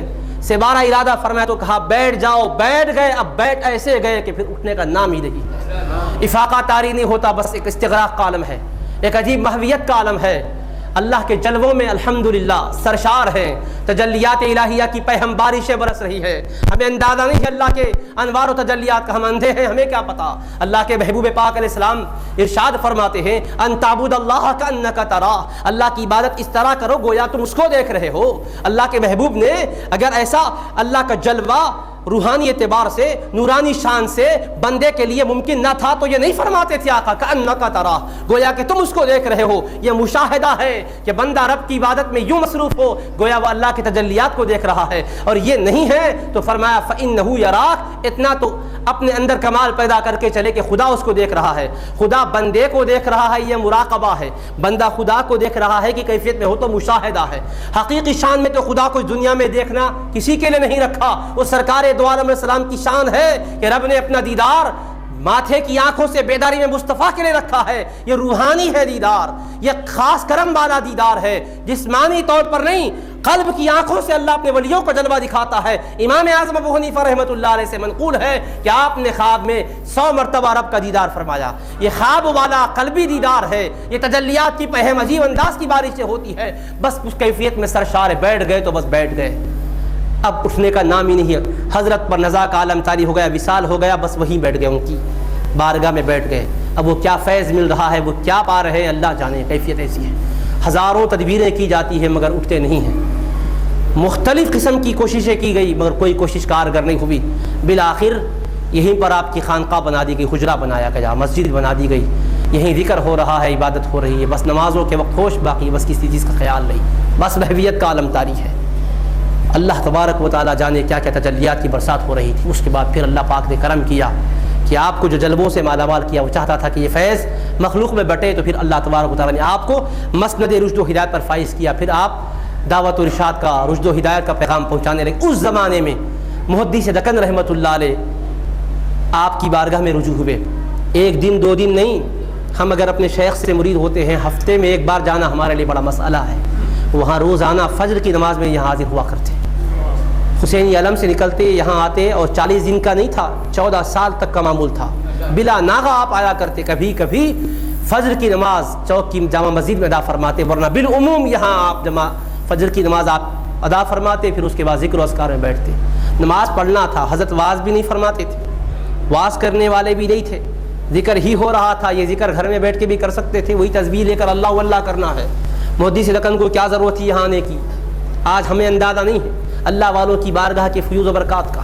اتنے بڑے علم کے ماہر ہیں، علماء کرام کے سالار قافلے سالار ہیں، اس کے باوجود آ رہے ہیں اور بس بیٹھے ہوئے ہیں. فیض کا سلسلہ جاری ہے، دل کی دنیا آباد ہوتی جا رہی ہے. ایک وقت وہ بھی آ گیا کہ حضرت بخاری شاہ صاحب نے آپ کو خرقہ خلافت عطا فرمایا اور ایسی تربیت فرمائی. ایک مرتبہ عالم کیف میں فرمایا کہ رب کریم اگر مجھے قیامت میں مجھ سے پوچھے بخاری شاہ میرے لیے کیا لائے ہو، تو عرض کروں گا مولا عبداللہ شاہ کو تجھ سے ملا کر آیا. شیخ کو بھی اتنا ناز ہے، تو شیخ کو اتنا ناز ہے حضرت پر، تو اب اندازہ کیجئے وہ کیا کیا فیض و برکات کی بارشیں ہوئی ہوگی. تو اللہ تبارک و تعالیٰ فرما رہا ہے وَابْتَغُوا إِلَيْهِ الْوَسِيلَةَ، تم تقوی کی زندگی بسر کرو، تم اعمال صالحہ کرو، مگر اس پر بھروسہ نہ کرنا اللہ والے کا دامن تھامنا. اللہ والے تمہیں واصل اللہ کرتے ہیں. ابھی آپ نے سنا اللہ والے ہیں جو اللہ سے ملا دیتے ہیں، اللہ والے اللہ سے ملاتے ہیں. اور یہ طریقہ یہی ہے سرور کونین علیہ الصلوۃ والسلام کے لیے. اللہ نے فرمایا یزکیہم ویعلمہم الکتاب والحکمہ، اللہ کے محبوب دلوں کو پاک کرتے ہیں اور کتاب و حکمت کا علم دیتے ہیں. دلوں کو پاک کرنے والا دلوں کی گندگیوں کو جانے یہ بھی ضروری ہے. نہ جانتا ہو تو پاک کیسے کرے گا؟ بھئی کپڑے کو میں اسی وقت پاک کروں گا مجھے پتا ہو کہ کپڑا میلا اور ناپاک ہو چکا ہے. اگر مجھے پتا ہی نہیں ہے تو میں کیسے پاک کروں گا؟ تو پاک کرنے کے لیے گندگی دور کرنے والا گندگی کو جاننا بھی ضروری ہے کہ ہے کہاں، تبھی تو دور کرے گا. اللہ نے فرمایا وَيُزَكِّيهِمْ، میرے حبیب دلوں کو پاک کرتے ہیں. تو مطلب دلوں کی گندگیوں کو جانتے ہیں کہ کس کے دل میں کفر ہے، کس کے دل میں نفاق ہے، کس کے دل میں کینہ کپٹ ہے، کس کے دل میں حسد ہے، کس کے دل میں بغض ہے، کیا کیا خرابیاں ہیں آقا دیکھتے ہیں. تو سرکار دو عالم اسلام کے فیض سے اولیاء امت کو یہ مقام ملا ہے، وہ مریدین کا تزکیہ کرتے ہیں، دلوں پر اللہ کے لطف و کرم سے نظر ڈالتے ہیں. اور کیوں نہ ڈالیں؟ اللہ کے حبیب خود فرماتے ہیں اتقوا فراست المؤمن فانه ينظر بنور اللہ، مومن کی فراست سے ڈرو اس لیے کہ وہ اللہ کے نور سے دیکھتا ہے. تو مومن کا دیکھنا اللہ کے نور سے ہوتا ہے. عام مومنوں کی بات نہیں ہے، یہ اللہ والوں کی، مومنین کاملین کی بات ہے. نور اللہ سے دیکھتے ہیں، سبھی اللہ کے نور سے دیکھتے ہیں. ہماری آنکھوں میں نور کس کا ہے؟ کسی اور کا تو نہیں ہے. آنکھ میں نور اللہ ہی نے پیدا کیا ہے، مگر ہم اس سے دیکھتے ہیں تو دیوار کے پیچھے نظر نہیں آتا، اس سے دیکھتے ہیں تو جسم کا کپڑا نظر آتا ہے، کپڑے کے پیچھے کا جسم نظر نہیں آتا. اور اللہ والوں کو وہ نور ملتا ہے اسی آنکھ میں، جب وہ دیکھتے ہیں تو کپڑا بھی نظر آتا ہے. نہ صرف یہ کہ چمڑا نظر آتا ہے، اس کے اندر کی دل کی کیفیت بھی، دل بھی نظر آتا ہے، دل کی کیفیت بھی نظر آتی ہے. آج تو ہم دیکھتے ہیں ایکس رے کے ذریعے سے دل کی کیفیتیں معلوم کی، دل کو دیکھتے ہیں کہ دل کی کیا حالت ہے، کیا کیا اوزار و حالات ہیں معلوم ہوتا ہے. مگر کوئی آج تک ایسا آلہ نہیں ایجاد کر سکا جو یہ بتاتا ہو کہ کس کے دل میں کس سے محبت ہے، کس کے دل میں کس سے نفرت ہے. کوئی آج تک سائنس آلہ ایجاد نہیں کر سکی جو دل کے ایمان کو اور کفر کو بتا سکے، دل کے محبت و عداوت کو بتا سکے. رب کریم اپنے محبوب بندوں کی نگاہ میں وہ نور پیدا کرتا ہے کہ دنیا کی یہ ایکس رے بھی ایک روشنی تو ہے، یہ روشنی پڑتی ہے تو ہمارے چمڑے کے اندر سے فوٹو لاتی ہے. ارے یہ نور تو ایک مادی نور ہے، ایک سائنس کی ترقی کے نتیجے میں چیز حاصل ہوئی ہے. اس پر اتنا یقین ہے، یہ ایکسرا تمہاری اندر کی چیزوں کو دکھا رہا ہے. اگر کپڑے پر بھی ہو تو کپڑا رکاوٹ نہیں بنتا. ایکسرا جب لیتے ہیں تو چمڑے کی فوٹو نہیں آتی، ہڈی کا لیتے ہیں تو ہڈی کی فوٹو آتی ہے. سوچو تو صحیح، یہ ایک دنیا کی لائٹ میں اتنا کمال ہے تو رب نے جو نور اپنے ولیوں کو دیا اس کا کمال کیا ہوگا؟ وہ دیکھیں تو کیا دل کا حال اس سے چھپا رہے گا؟ بس وہی نور اللہ سے دیکھتے ہیں. اسی لیے مہدی سے رکن آیا کرتے اور رب نے فرمایا وابتغوا الیہ الوسیلہ، وہ فراست کا نور رکھتے ہیں. اے عمل کا ذخیرہ رکھنے والوں ذرا وہاں جا کر بیٹھا کرو. ظاہر کو تم چمکا رہے ہو مگر دل کو چمکانے کے لیے ان کی نگاہ کی ضرورت ہے. یہ نگاہ ڈالیں گے دل چمکے گا. اب دل کو جب چمکائیں گے تو کیا ہوگا؟ فرما رہا ہے جب دل کو چمکائیں گے تو یہ ایسے چمکیں گے قیامت میں بھی چمکتے رہیں گے. جب یہ چمکتے ہوئے ان کے قدموں میں ہوں گے، وہ نور کے منبروں پر ہے اور ان کے چاہنے والے ان کے قدموں میں ہے، تو کیا ہوگا؟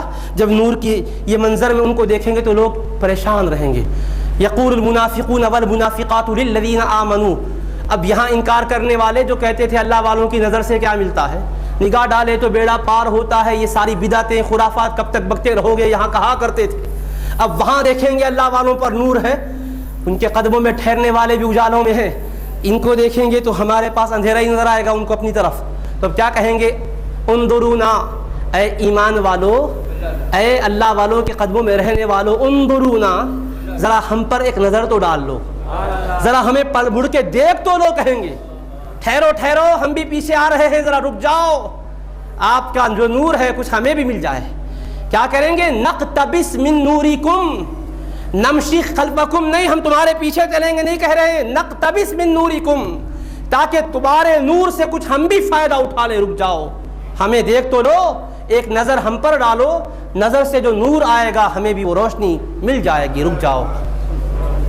تو یہاں کہتے تھے نظر سے کیا ملتا ہے، وہ نظر کا فیض وہاں دیکھیں گے تو پکاریں گے ذرا ہمیں دیکھ لو. یہاں اللہ والوں کی نظر پر بحث ہو رہی تھی، وہاں ان کے قدموں میں رہنے والوں سے کہیں گے ذرا ہمیں تو دیکھ لو، ہمیں ذرا ادھر مڑ کے تو دیکھ لو. نقتبس من نورکم، تاکہ تمہارے نور سے ہم بھی فائدہ اٹھا لیں. اللہ والے بھی جواب دیں گے بھی نہیں کہ فرشتوں سے اللہ کہلوائے گا ارجعوا وراءکم فالتمسوا نورا. یہاں اب کیا روشنی مانگنے آئے ہو؟ زندگی میں تو انکار کرتے تھے، اولیاء کے نور کا تو انکار کرتے ہی تھے، میرے مصطفیٰ کے نور کا بھی انکار کرتے تھے. کہتے تھے کئی کا نور؟ کیا لائٹ کے جیسا نور ہے؟ نور ہے تو ہدایت کا نور ہے، ایسا ویسا تعویلات کرتے تھے. اب یہاں کہہ رہے ہیں ذرا دیکھو تو صحیح، ہم آپ سے نور لے لیں گے. کہاں کا نور؟ ارجعوا وراءکم، پلٹ کے پیچھے جاؤ، فالتمسوا نورا، ادھر جا کے نور تلاش کر لو. وہ مڑ کر سچ مچ بھی دیکھیں گے، شاید روشنی ملتی ہوگی. فضرب بینہم بسور لہ باب، اللہ پاک فرمائے گا فوراً ایک دیوار اٹھا دو. اب وہ پلٹ کر دیکھیں گے تو بس فوراً ان کے اور ان کے بیچ میں دیوار کھڑی کر دی جائے گی. ینادونہم پکاریں گے مڑ کر کے یہ تو دیوار آ گئی, پہلے دور سے صحیح نظر آ رہے تھے اب تو بیچ میں دیوار آ گئی. کہیں گے الم نکم معکم, ارے کیا ہوا ہم کیا تمہارے ساتھ نہیں تھے؟ آج ہم کو چھوڑ کر تم آگے بڑھ گئے, ہم دیوار کی اس طرف رہ گئے, اجالے میں تم ہو گئے, اندھیریوں میں ہم بھٹکتے پھر رہے ہیں. الم نکم معکم, کہیں گے بلا کیوں نہیں, ہاں تم تو ساتھ تھے مگر ہمارے جیسا عقیدہ رکھتے تھے, ساتھ رہتے تھے مگر کیا کرتے تھے, ساتھ اٹھتے بیٹھتے بھی تم فساد ہی مچاتے تھے. کیا کیا کہتے تھے, کہنے لگے تم تھے بلا ولکنکم فتنتم انفسکم وتربصتم وارتبتم وغرتکم باللہ الغرور, تم لوگ ہمارے ساتھ تھے مگر اپنے آپ کو فتنوں میں ڈال چکے تھے, تم شک شبہ کی وادیوں میں بھٹکتے پھرتے تھے, عقیدے میں تمہارے ڈاماڈول تھا, تذبذب کا شکار تھے, گدھے کا عقیدہ تھا ہے یا نہیں کی کیفیت میں رہتے تھے, اگر مگر میں رہتے تھے. یقین والے کہاں سے چلے کہاں پہنچے, یقین والے کہاں سے چلے کہاں پہنچے, وہ اہل شک ہے جو اگر میں مگر میں رہتے, اگر اور مگر میں رہنے والے اہل شک. یقین والے نکلے کہاں سے پہنچے کہاں, نکلے تھے یہاں سے پہنچے اولیاء کے قدموں میں, محبت سے سفر شروع کیے تو قدموں تک پہنچ گئے. محبت یعنی خالی زبانی محبت کی بات نہیں, محبت کیے, ان کے بتلائے ہوئے طریقوں پر چلے, ذکر کرتے رہے, نماز پڑھتے رہے, سنتوں پر عمل کرتے رہے, اس تعلیم و تلقین کے ساتھ کامیابی کی زندگی بسر کرتے رہے. چلے تھے کہاں سے کہاں پہنچے, وہاں پہنچے لجمع اللہ بینہما یوم القیامہ, اللہ ان کو ان کے پاس جمع کر دے گا. اب اگر مگر میں رہنے والے کیا ہے, وہ اہل شک ہیں جو اگر میں مگر میں رہتے ہیں. اب کہیں گے کہ ذرا ہمیں دیکھ لو تاکہ نور مل جائے, تو کہا جائے گا پیچھے مڑ کے جاؤ, وہاں سے روشنی تلاش کر لو. لیکن کہاں وہاں سے روشنی ملے گی, دیوار قائم کر دی جائے گی. کہیں گے کیا تمہارے ساتھ ہم نہیں تھے, تو جواب دیں گے تھے مگر تم ہماری باتوں کو نہیں سنے, ہم سمجھائے تو تم شک کرتے رہے, تم کہتے تھے یہ کیسے ممکن ہے اللہ والا نگاہ ڈالے اور دل کی دنیا اس پر کھل جائے, یہ کیسے ممکن ہے. حالانکہ اس دور میں تو سائنس بڑی ترقی کر گئی, آج موبائل کے ذریعے سے انسان دور کی آواز سن رہا ہے, اور انٹرنیٹ کی ترقی نے کیا کیا, سیٹلائٹ کے سسٹم نے کیا کیا, دنیا کو بالکل ایک محلے کی شکل میں, ایک بستی کی شکل میں تبدیل کر دیا ہے. ہر جگہ جو ہو رہا ہے انسان دیکھ رہا ہے, سن رہا ہے. یہ ساری مادی ترقی کی بنیاد پر ہو رہا ہے, اس پہ کبھی شبہ بھی کوئی نہیں کرتا. مگر اللہ والے اگر توجہ ڈال کر دور کی سنتے ہیں, اللہ کی دی ہوئی طاقت سے سمجھتے ہیں, تو شبہ ہوتا. اگر مگر میں یہاں رہتے تھے, وہاں پریشانی کے عالم میں کہیں گے کیا ہوا, تو یہ کہیں گے تم لوگ فتنے میں مبتلا ہوئے, شک شبہ کرتے رہے اور ہمیں تان و تشنی کا نشانہ بناتے رہے, تم نے غفلت کی زندگی بسر کی, شیطان نے تم کو دھوکے میں ڈال دیا. اب کیا ہوگا, فَالْيَوْمَ لَا يُؤْخَذُ مِنْكُمْ فِدْيَةٌ, اب تو کہیں گے کچھ تو پیسے اس سے ہم اگر ایسا ہوتا ہمارے بس میں تو کچھ پیسے دے کے کم سے کم چھوٹ جاتے تھے. وہاں پیسوں کی چکر میں بھٹکے تھے, ریال اور ڈالر نے بھٹکایا تھا. لوگ کہتے تھے ہم تم کو ملازمت سے وابستہ کر دیں گے, تم اپنا عقیدہ چھوڑ دو. کوئی کہتا تھا تمہیں امریکہ کا سفر کرا دیں گے, تم اپنا عقیدہ بدل دو. کوئی کہتا تھا بھائی تم بے روزگار ہو, غربت سے دو چار ہو, ہم تمہارے مسائل حل کر دیں گے. ہماری یہ دکان ہے جہاں پر غلے کا آسانی کے ساتھ انتظام ہے, آؤ بغیر پیسوں کے لے جاؤ, کوئی پرابلم نہیں ہے. غربت کی وجہ سے عقیدہ بیچتے رہے, دولت کے زام میں لوگوں کو عقیدے کو تبدیل کرتے رہے. اب یہی زام میں وہ یہی زام ان کو تباہ کر رہا ہوگا, تو جواب ملے گا لا یؤخذ منکم فدیہ, کوئی پیسے ویسے لے کے چھٹکارا نہیں ملے گا. وہ تو دنیا میں کرتے رہے مکاریاں, دنیا کے حد تک تھی, اب کچھ نہیں ہے, جاؤ جہنم ہی تمہارا ٹھکانہ ہے. کیا حال ہوگا اس وقت عزیزان محترم. تو اللہ والوں کی بارگاہوں میں ہمیں یہ فیض ملتا ہے. تو رب نے فرمایا وَابْتَغُوا إِلَيْهِ الْوَسِيلَةَ, اللہ والوں کا وسیلہ تلاش کرو. تو وسیلہ اللہ والوں کی ذات کا, یعنی ان کے ذریعے سے اللہ کے قرب میں پہنچو. تو اللہ والوں کے پاس گئے تو وہ کیا کرتے, اپنا ذکر کرتے رہو. نہیں کہتے ہر مرید کو مرشد جب مرید بناتے ہیں تو کیا کہتے ہیں, بھائی میرا نام لے کے تم ذکر کرتے رہو. نہیں کہتے, کیا کہتے, دیکھو پہلے تو یہ ہے کہ 5 وقتہ نماز باجماعت ادا کرنا, مردوں کو یہ نصیحت کی جاتی. نمبر 2, سرکار دو عالم علیہ السلام پر درود شریف پڑھنا, کم از کم 200 مرتبہ 2000 مرتبہ ذکر کی درود پاک کی تلقین. پھر 2000 بار اللہ اللہ اللہ اللہ کا ذکر کرنا. 2000 بار کم سے کم ہے, 10,000 بار کا ذکر آتا. بخاری شاہ صاحب قبلہ رحمۃ اللہ علیہ کے جو دادا پیر ہیں, حضرت غلام علی شاہ صاحب رحمۃ اللہ علیہ, مرزا مظہر جانے جانا رحمۃ اللہ علیہ کی بارگاہ میں حاضر ہوئے. دہلی کی سرزمین پر, پنجاب سے نکلے دہلی پہنچتے ہیں, انہیں بشارہ ملتا ہے کہ اللہ کے ایک ولی سے تمہیں وابستگی ملنے والی ہے, وہ دہلی کی سرزمین پر ہے. بس یہ بشارت ملی تو سفر کر کے پہنچتے ہیں حضرت سیدنا غلام علی شاہ صاحب رحمۃ اللہ علیہ.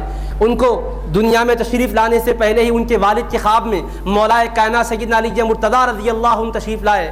فرمایا بیٹا عبد اللطیف, تمہیں اولاد اللہ نصیب کرنے والا ہے, اس کا نام علی رکھ دینا. آپ نے علی نام رکھا، سیدنا علی ان کا نام تھا، لیکن آپ نے ازراہ ادب غلام کا لفظ اضافہ کر کے غلام علی کہا آپ نے آپ کو. تو حضرت عبداللہ غلام علی رحمۃ اللہ علیہ یہ بخاری شاہ صاحب قبلہ کے دادا پیر ہیں، مرزا مظہر جانے جانا شہید کے خلیفہ خاص ہیں. دہلی میں ان کا مزار مبارک کوچہ ابو الخیر میں ہے. تو وہاں پہنچتے ہیں، شیخ کی بارگاہ میں پہنچتے ہیں، تربیت ہو رہی ہے. تو کیا معمول ہے؟ روزانہ 10,000 بار اللہ اللہ کا ذکر کرنا اور روزانہ بلا ناغہ 10 پارے قرآن کی تلاوت کرنا. اب یہ ہو رہا، اللہ والوں کے پاس جاؤ، اللہ والوں کا وسیلہ لو تو کیا ہوگا؟ اللہ والے اللہ کی بارگاہ میں پہنچاتے ہیں، تربیت کرتے ہیں. اب خالی وقت بیٹھ کر یہ کرنا نہیں ہو سکتا. ان کی نگاہوں کے فیض ایسا ملتا ہے، اللہ اللہ کہتے ہیں، ظلمتیں کافور ہوتی ہے، نورانیت دل میں پیدا ہوتی ہے، نفس کی رذالتیں دور ہوتی ہے، کثافتیں ختم ہوتی ہے، لطافت پیدا ہوتی ہے، ترقی پر ترقی نصیب ہو رہی ہے، ذکر کا یہ سلسلہ جاری ہے. اب اس طرح تربیت میں بزرگوں کی ذکر کرتے ہو تو کیا آتا ہے سنو. حضرت غلام علی شاہ صاحب رحمۃ اللہ علیہ ایک چھوٹے سے حجرے میں ذکر کر رہے ہیں، اور حالت یہ ہے کہ آپ کے پاس ایک مختصر حصیر ہے بچھانے کے لیے، اور سر پر تکیہ نہیں ہے، سر کے لیے، سر رکھنے کے لیے ایک اینٹ رکھ لیے ہیں.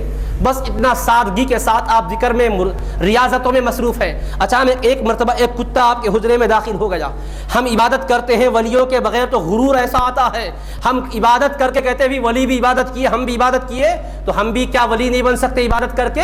ہم بھی کیا ان کی طرح نہیں ہو سکتے؟ ہمیں عبادت کے بعد یہ غرور آتا ہے. اللہ والوں کو تربیت ایسی ملتی ہے. کتا داخل ہوا تو گھر میں کمرے میں کیا کہنے لگے؟ اے اللہ، میں اس قابل تو رہوں نہیں کہ تیری بارگاہ میں تیرے ولیوں کا وسیلہ پیش کر سکوں. کہنے لگے اے اللہ، میں اس قابل نہیں کہ تیرے پاک بندوں کا وسیلہ تیری بارگاہ میں پیش کر سکوں. مولا تیری اس مخلوق کے صدقے میں تو مجھ پر رحم فرما دے. مولا تیری اس مخلوق کے صدقے میں جو بے گناہ مخلوق ہے، مولا بے زبان مخلوق ہے، کرم فرما دے. ولایت کا مقام مل رہا ہے. سادگی یہ ہے کہ کتے کو دیکھ کر کہتے ہیں کہ مولا اس مخلوق کے صدقے میں میرے حال پر کرم فرما دے. تو یہ ادب آتا ہے. حضرت شاہ نقشبند رحمۃ اللہ علیہ تشریف فرما ہے. اچانک نظر پڑی ہے گرگٹ کو، آفتاب کی طرف ٹکٹکی باندھ کر دیکھ رہا ہے، سورج چمک رہا ہے، گرگٹ توجہ ادھر ہی کیے ہوئے بیٹھا ہوا ہے. حضرت شاہ نقشبند یہ منظر دیکھ کر گرگٹ کے سامنے بادب 2 زانوں طے کر کے بیٹھ گئے، اور اس کے بعد کہنے لگے اے آفتاب کے عاشق، آفتاب کا تو چاہنے والا، آفتاب تیرا محبوب، ذرا تو اس جس طرح محبت اس کی رکھتا ہے، تو بے زبان مخلوق ہے، اللہ کی بارگاہ میں میرے لیے دعا کر دے کہ جیسا تو اس سے عشق رکھتا ہے، پروردگار مجھے اپنی بارگاہ کا عشق عطا کرے، میری ہمیشہ توجہ میرے مولا کی طرف رہے، میرے دل میں مولا کی یاد بسی ہوئی رہے. سے یہ کہہ رہے ہیں. اب اندازہ کرو، تصور نہیں کر سکتے سادگی کی. تو اولیاء کرام تربیت یہ دیتے ہیں کہ آدمی میں انکساری پیدا ہوتی ہے، خود کرے تو غرور کا پتلا بنتا ہے، ولیوں کے زیر سایہ ذکر کرتا ہے تو تواضع آتی ہے، خاکساری آتی ہے. حضرت سیدنا شاہ عبد الرحیم محدث دہلوی گزر رہے تھے دہلی کی سرزمین پر. محدث دکن نے اس واقعے کو اپنی کتابوں میں درج کیا ہے. اچانک آپ نے دیکھا ایک مقام آیا، ایک نالی آئی، چھوٹا سا راستہ ہے، اس پر سے گزرنا ہے. ادھر سے کتا آ رہا تھا، ادھر سے آپ جا رہے تھے. کتا ادھر سے آدھا راستہ طے کر کے پہنچا، آپ ادھر سے آدھا راستہ طے کیے، بیچ میں اب ایسی صورت ہے کہ دونوں میں سے کسی ایک کو نیچے اترنا پڑتا، نالی ہے. آپ ٹھہر گئے، کتے کو دیکھنے لگے، کتا آپ کو دیکھنے لگا. اچانک نیچے اتر گیا کتا، آپ آگے بڑھ گئے. پروردگار عالم کی طرف سے بھی اشارہ ہوتا ہے کہ آخر کتے سے تو اپنے آپ کو افضل ہی سمجھے تھے، خود بھی اتر سکتے تھے، خود آگے بڑھ گئے، کتے کو اترنے پر مجبور کیا. اتنا تو سمجھا کہ کتا مجھ سے افضل ہے، دل میں یہ کیفیت تو پیدا ہوئی. تو کہنے لگے اے میرے پروردگار، بات اصل میں یہ ہے کہ کتا چونکہ نہیں، معاف کیجیے گا، کتے نے اللہ تبارک و تعالیٰ نے کتے کو گویائی دی. کتے نے کہا حضرت اپنے آپ کو مجھ سے بہت ہی بہتر سمجھنے لگ گئے، یہ بھی تو پسندیدہ چیز نہیں ہے. تو کہنے لگے ایسا نہیں ہے، بات اصل میں یہ ہے کہ تو کتا ہے، تو اگر اترے گا پانی میں تو تیرا جسم گندا ہوگا، تیرے جسم پر گندگی لگے گی تو تجھے پاک کرنے کا حکم نہیں ہے، لیکن میں اتروں گا تو میرے کپڑے ناپاک ہوں گے. ہمیں ایک حکم ہے وَثِيَابَكَ فَطَهِّرْ، کپڑوں کو پاک رکھے، اس لیے میں نے اترنا پسند نہیں کیا. اس میں غرور کی بات نہیں تھی، میرے کپڑوں کی حفاظت مقصود تھی، اس لیے میں نے یہ کیا ہے. تو کتا کہنے لگا ٹھیک ہے، آپ اتر جاتے تو کیا ہوتا، کپڑے گندے ہوتے، اور گندے ہوتے تو آپ پانی سے دھو لے سکتے تھے، مگر آپ نہیں اترنے کی وجہ سے آپ کے دل میں اتنا تو آیا، کتا اترا میں تو نہیں اترا. تو اپنے بہتر ہونے کا جو خیال آیا، اس میں جو آپ کے دل میں گندگی پیدا ہوئی، یہ کون سے پانی سے آپ دھوئیں گے؟ اب اندازہ کیجئے کتنی باریک اور لطیف بات ہے، دھیان بھی ہمارا نہیں جا سکتا، تو تربیت کا انداز الگ ہوتا ہے۔ اللہ والے اتنی باریک پوائنٹ پر تربیت کرتے ہیں، مزاج ہی کچھ الگ ہوتا ہے۔ سب کچھ کر کے بھی کہتے ہیں کہ اپنے کو کچھ نہ سمجھو اور غرور تکبر کا پتلا نہ بنو۔ حضرت سیدنا جنید بغدادی رحمۃ اللہ علیہ سے لوگوں نے عرض کیا بغداد میں قحط آ گیا، حضور دعا فرمائیے، اللہ کی بارگاہ میں التجا کیجیے تاکہ قحط دور ہو جائے۔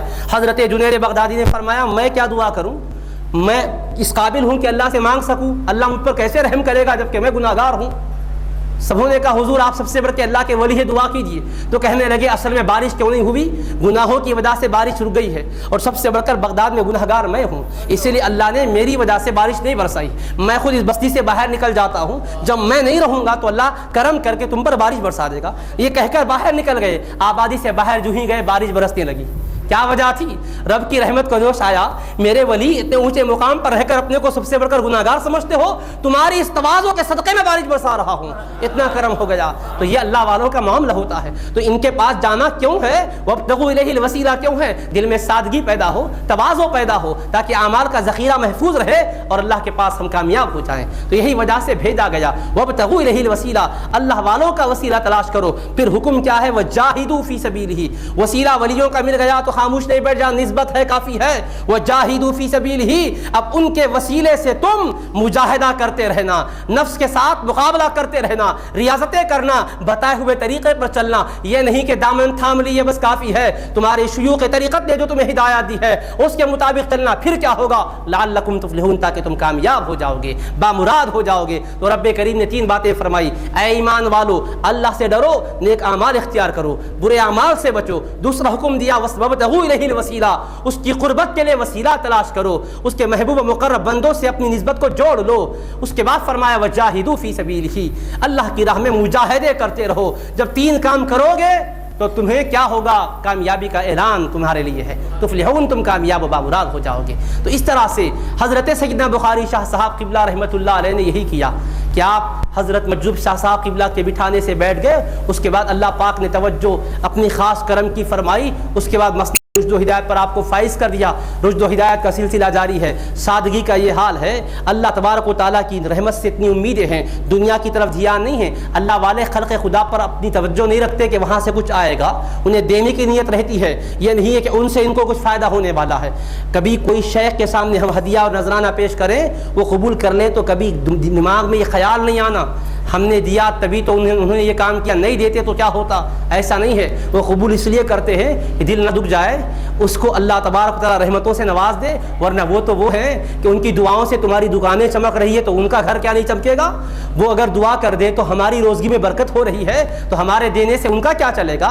رب کے خزانے خاص سے ان کو رب خود دیتا ہے۔ تو حضرت بخاری شاہ قبلہ کی بارگاہ میں بڑے بڑے مدار المحاموں نے خواہش کی، مدار المحام نواب خواہش کرنے لگے ہم آپ کے لیے وظیفہ مقرر فرما دیتے، کہنے لگے نہیں مجھے حاجت نہیں ہے۔ یہاں تک کہ بعض چاہنے والوں نے کہا حضرت کے پاس لنگر چلتا ہے، لوگ آتے ہیں فیض اٹھاتے ہیں، ان پر خرچ ہوگا، منصب اور یومیہ مقرر کر کے آپ کے پاس سند آئی آپ کے نام سے، تو آپ نے کہا یہ میری نہیں ہے، شاید کوئی اور بخاری شاہ کی ہوگی، وہ میں نہیں ہوں جس کے لیے آئی ہے، یہ واپس کر دی جائے، کسی اور بخاری کے لیے ہوگی، وہ اس بخاری شاہ کو دے دی جائے۔ فرمایا یہ کیوں؟ اس لیے کہ آپ کے شیخ سے آپ کو یہی فیض ملا تھا، یہی تربیت ملی تھی۔ نقش بند دکن بخاری شاہ صاحب کے جو شیخ طریقت ہیں سعد اللہ شاہ صاحب رحمۃ اللہ علیہ، ان کا بھی یہی حال تھا۔ ان کے خانقاہ میں، ان کی خانقاہ شریف میں روزانہ 150-200 طلباء مریدین رہا کرتے تھے، 2 ٹائم کا ان کے لیے کھانے کا اہتمام تھا۔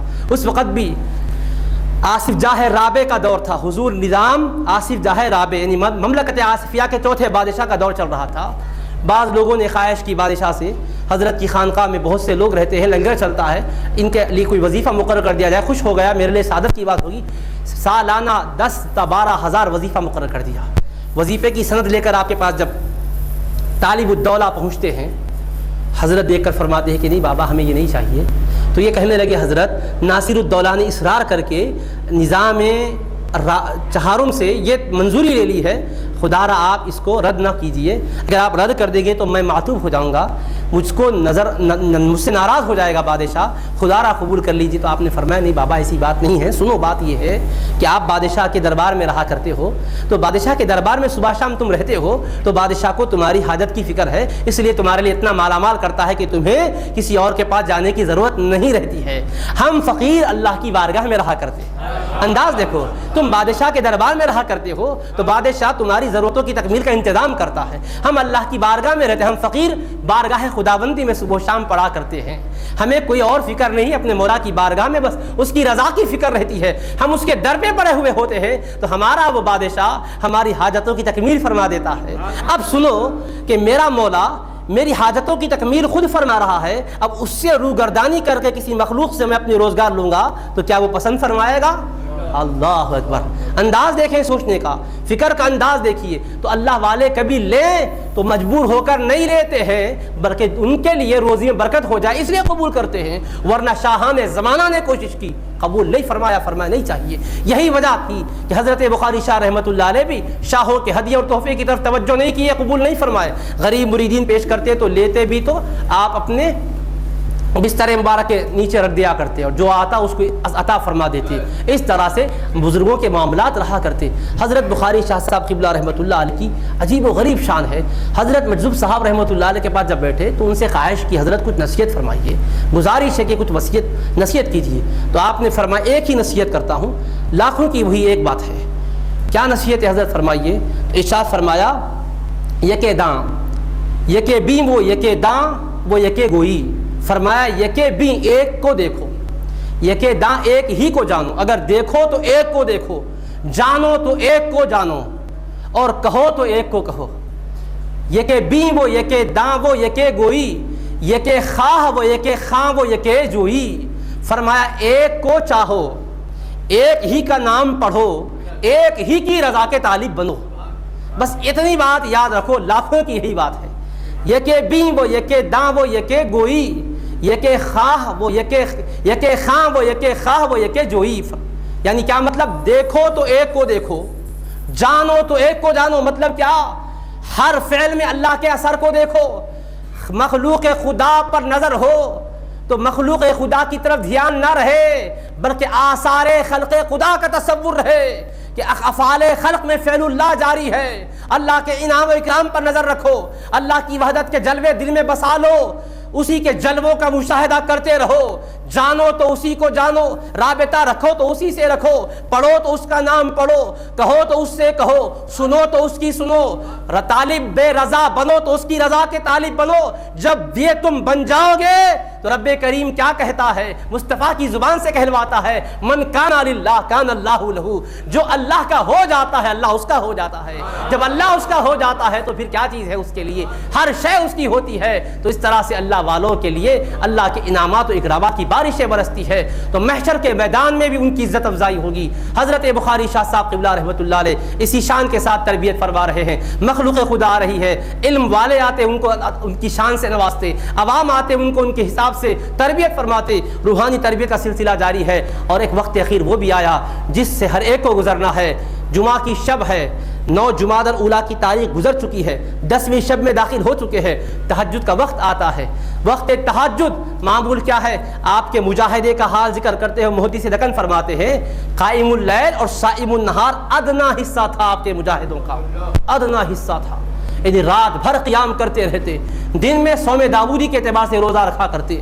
جو مسنون روزہ ہے، ایک دن روزہ رکھنا، ایک دن بغیر روزے کے رہنا، یہ ذرا مشقت ہوتا ہے، نفس پر بار پڑتا ہے، ایسا روزہ رکھا کرتے اور پھر ہمیشہ اللہ کے ذکر میں مخلوق اللہ کی طرف متوجہ کرنے میں لگا رہتے۔ تہجد کا وقت آیا، قاری یاسین شریف پڑھ رہا ہے اور یاسین کی تلاوت کرتے ہوئے اس آیت پر پہنچتے ہیں قیل ادخل الجنہ، کہا گیا کہ جاؤ جنت میں چلے جاؤ، جنت تمہارا انتظار کرے، ادخل الجنہ، جنت میں داخل ہو جاؤ۔ جب قاری اس جملے پر پہنچتا ہے قرآن کریم کی اس آیت کے حصے پر تو آپ کی روح مطہر قفس عنصری سے پرواز کر جاتی ہے۔ رب دکھاتا ہے شب جمعہ ہے۔ شب جمعہ کیا ہے؟ شب جمعہ مصطفیٰ کے نور کے اس دنیا میں منتقل ہونے کی شب ہے۔ نور مصطفیٰ جب حضرت سیدنا عبداللہ رضی اللہ عنہ کی پشت مطہر سے حضرت سیدہ آمنہ رضی اللہ عنہ کے بطن مقدس میں منتقل ہوا تو جمعہ کی شب تھی۔ تو شب جمعہ کی خاص نسبت ہے نور مصطفیٰ سے، کیوں؟